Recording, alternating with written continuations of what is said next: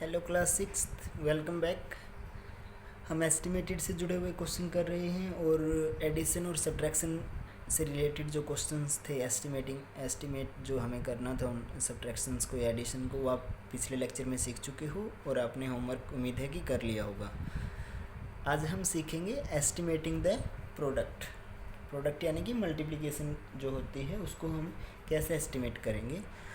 Simple rule है, उसी तरीके से जो भी आपको नंबर दिए गए हैं, अगर बोला गया है कि नियरेस्ट 100 या 1000 में करना है तो वो कर दो, और अगर कुछ भी नहीं बोला गया है तो आप क्या करोगे कि जो भी आपको जैसे 2 डिजिट के नंबर्स दिए हैं तो आप उनको टेंस में पहले नियरेस्ट निकालोगे उसका टेंस में।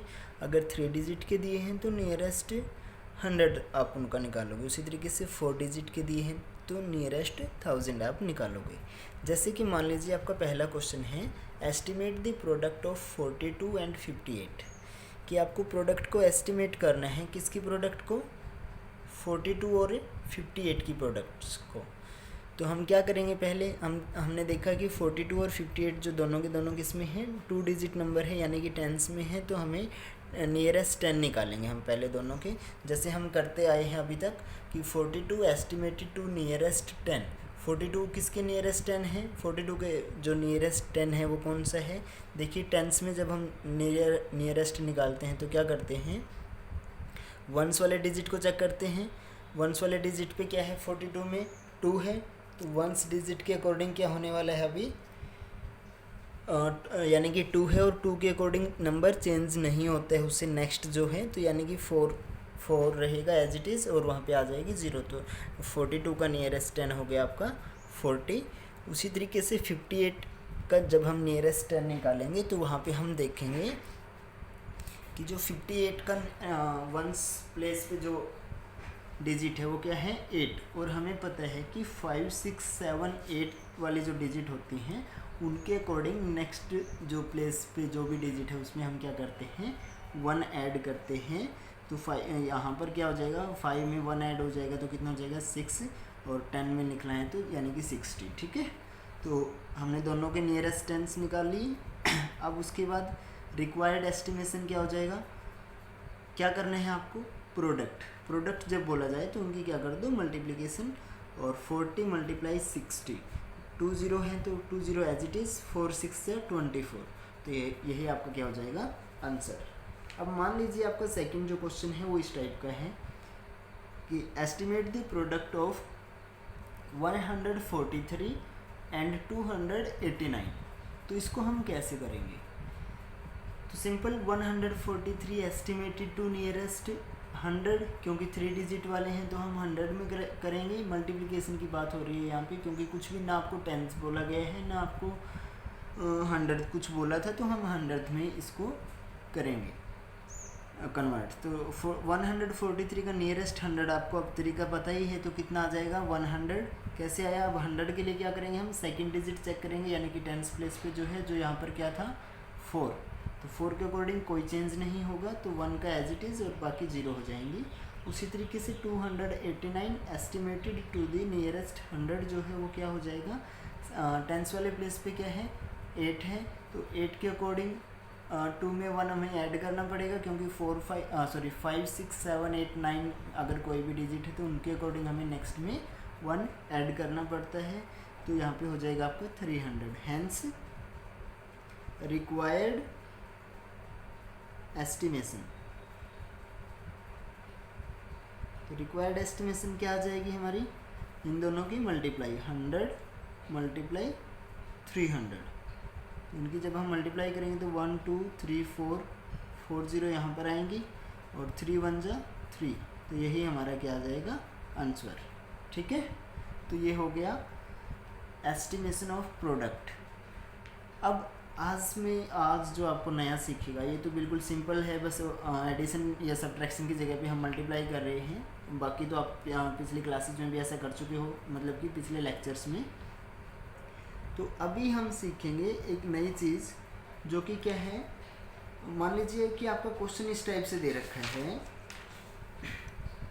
एस्टिमेट द प्रोडक्ट ऑफ, मैं क्वेश्चन लिखता हूँ, सो अब मान लीजिए आपका ये क्वेश्चन है। देखिए यहाँ पे कुछ नई चीज़ आएगी, आपको जब क्वेश्चन पढ़ोगे तो तब पता चलेगा कि क्या है।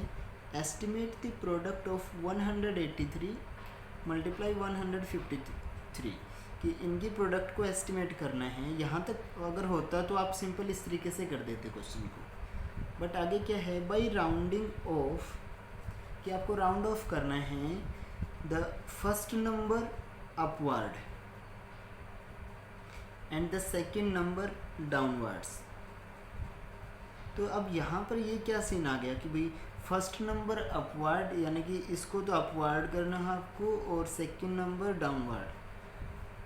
तो अब अपवर्ड्स और जो डाउनवर्ड्स होते हैं वो क्या होते हैं, अब पहले हम वो सीखते हैं, उसके बाद क्वेश्चन सोल्व करेंगे। देखिएगा कि जब भी आपको कोई भी नंबर को अपवर्ड शो करना है, यानी कि मान लीजिए आपको दिया गया है कि 143 को एस्टिमेटेड अपवर्ड लिखना है आपका, 143 का एस्टिमेटेड अपवर्ड यानी कि ऊपर की तरफ। तो उसमें सिंपल सा है, कुछ भी नहीं करना आपको, ना कोई भी डिजिट चेक करनी है। अब हमें पता है कि 3 डिजिट हैं, 100 में होगा, हाँ 100 में होगा, तो 143 के बाद कौन सा 100 आता है, 200, राइट। यानी कि जो भी हंड्रेड्स वाले प्लेस पे है उसमें हम अपवर्ड जब होगा तो 1 ऐड कर देंगे, क्या कर देंगे, +1 कर देंगे। उसी तरीके से 137 का भी क्या अपवर्ड जो है वो क्या होने वाला है, 200, क्योंकि अब बस एक सिंपल याद कर लो कि अपवर्ड के लिए हम क्या करते हैं, +1। कौन से प्लेस पे 1 ऐड करेंगे, अब नंबर अगर 2 डिजिट का है, जैसे कि 57 है, तो 57 है तो सेकंड प्लेस पे जो डिजिट है उसमें 1 ऐड करेंगे तो कितना हो जाएगा, 60, ठीक है।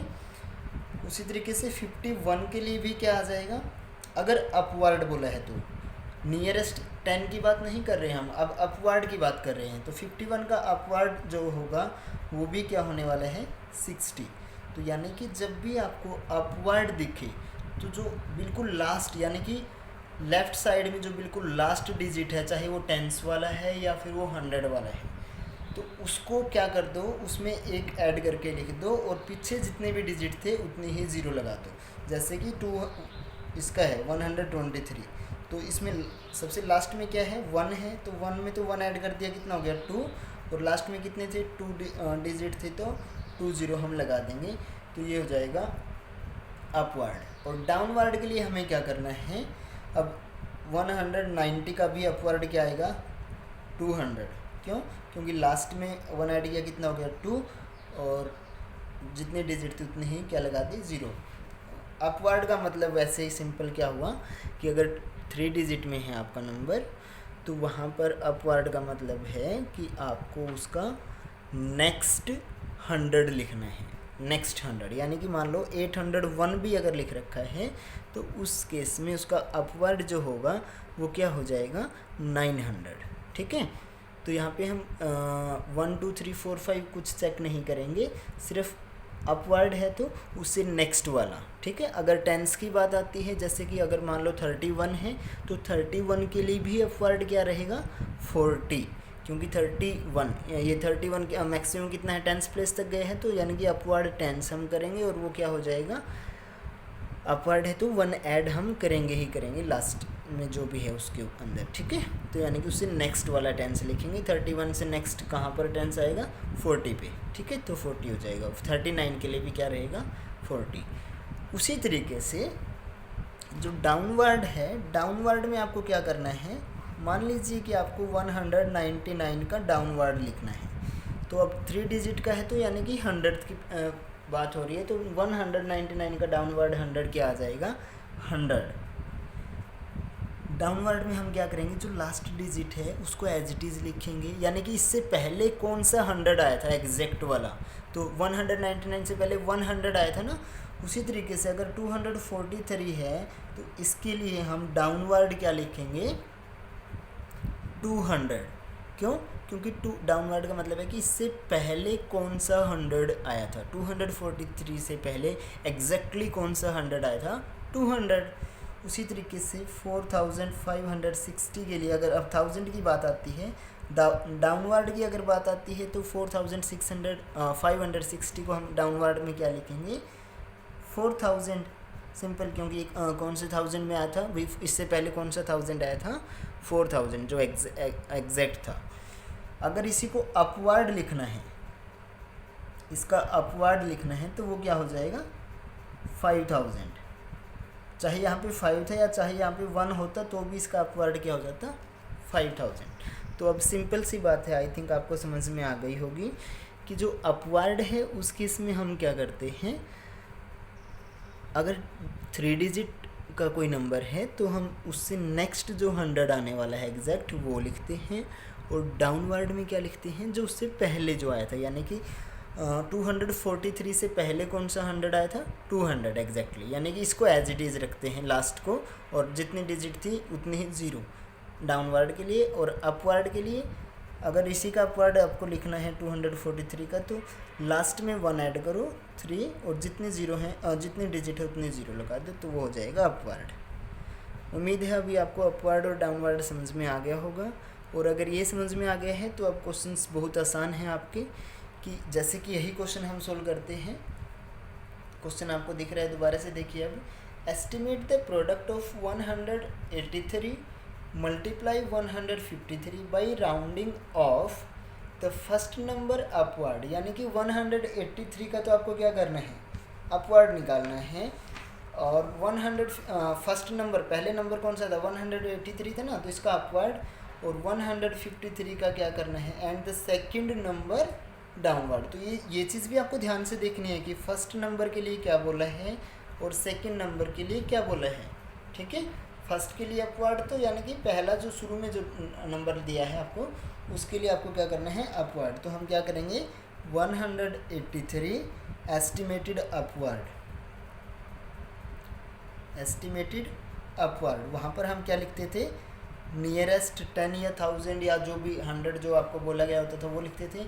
अब की बार क्या बोला है अपवर्ड या डाउनवर्ड की बात आती है तो 183 एस्टिमेटेड अपवर्ड, सिंपल क्या हो जाएगा अपवर्ड की बात है तो लास्ट में हम क्या करेंगे 1 ऐड करेंगे, जितने डिजिट है उतने 0, तो 200 हो गया। और नेक्स्ट कौन सा है 153 एस्टिमेटेड डाउनवर्ड, ये क्या आ जाएगा इसका 153 में जब डाउनवर्ड की बात आती है तो जो लास्ट डिजिट है उसको एज इट इज़ लिखते हैं और जितनी बाकी डिजिट थी उतना ही 0। सो रिक्वायर्ड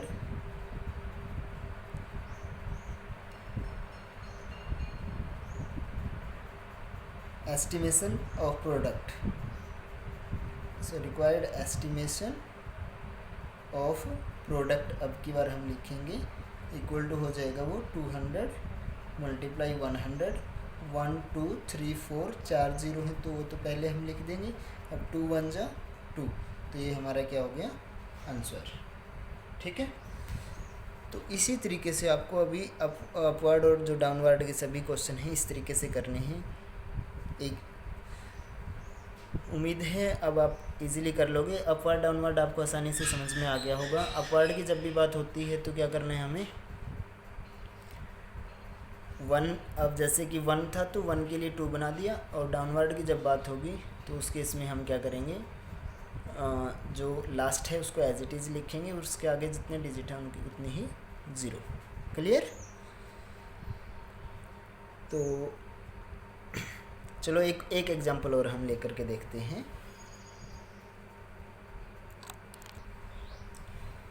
लेकिन उससे पहले एक बात बिल्कुल ध्यान से सुनो कि अपवर्ड और डाउनवर्ड आप ये नहीं है कि जो आज आपको क्वेश्चन मिलेंगे वहाँ पर आप हर क्वेश्चन को अपवर्ड डाउनवर्ड वाले तरीके से कर दोगे। अगर आपको बोला गया है कि नियरेस्ट 100 या फिर नियरेस्ट 10 या नियरेस्ट 1000 के तरीके से सोल्व करना है राउंड ऑफ करके उसको, तो हमें नियरेस्ट वाला ही तरीका यूज़ करना है जो नियरेस्ट वाला है।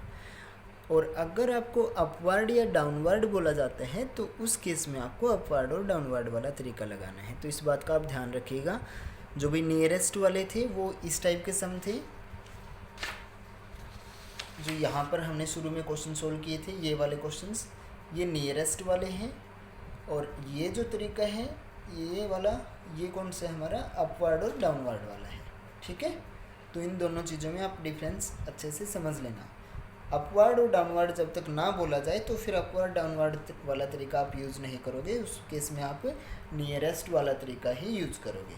क्लियर है, आसान है, कंफ्यूज होने की बात नहीं है। जब बोला जाता है सिर्फ तभी करोगे ये चीज़, वरना हम नियरेस्ट वाला एस्टिमेशन वाला हम करते आ रहे हैं शुरू से, तो वो आप करोगे। ठीक है, अब हम एक और एग्जांपल जो लेने जा रहे हैं, चलो एक ऐसा क्वेश्चन हम सोल्व करते हैं जहाँ पे हमें नियरेस्ट भी, और एक ही क्वेश्चन को हम दो तरीके से सोल्व करेंगे अब। ठीक है, नियरेस्ट वाले तरीके से भी और अपवर्ड और डाउनवर्ड वाले तरीके से भी। तो आपका क्वेश्चन ये है कि आपको इनकी मल्टीप्लाई करनी है, इस प्रोडक्ट का 264 इंटू 147।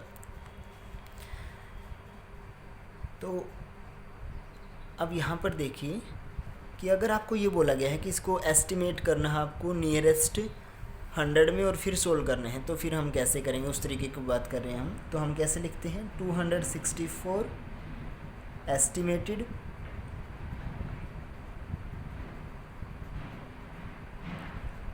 To nearest 100। 264 का नियरेस्ट 100 क्या होने वाला है, 100 के लिए हम क्या है आपको पता है, टेंस वाला चेक करेंगे, 6 है और 6 के लिए चेंज हो जाएगा, तो यानी कि कितना हो जाएगा 300। ठीक है, उसी तरीके से 147 एस्टिमेटेड टू नियरेस्ट 100। तो इसको हम क्या 147 का नियरेस्ट 100 के लिए सेकंड यानी कि टेंस प्लेस पे जो डिजिट है उसको चेक करेंगे, यहाँ पर 4 है और 4 के लिए चेंज नहीं होता है, तो 147 के लिए क्या आ जाएगा 100। ठीक है, हैंस रिक्वायर्ड एस्टिमेशन,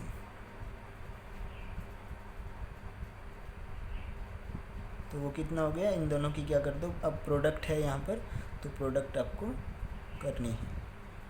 ठीक है, वेट यहाँ पे 100 आएगा, सो 1 2 3 4 एंड 3 1 जा 3, तो ये आपका क्या हो गया आंसर। अब मान लीजिए कि इसी क्वेश्चन को आपको ये बोला गया होता कि फर्स्ट नंबर तो आपको क्या करना है,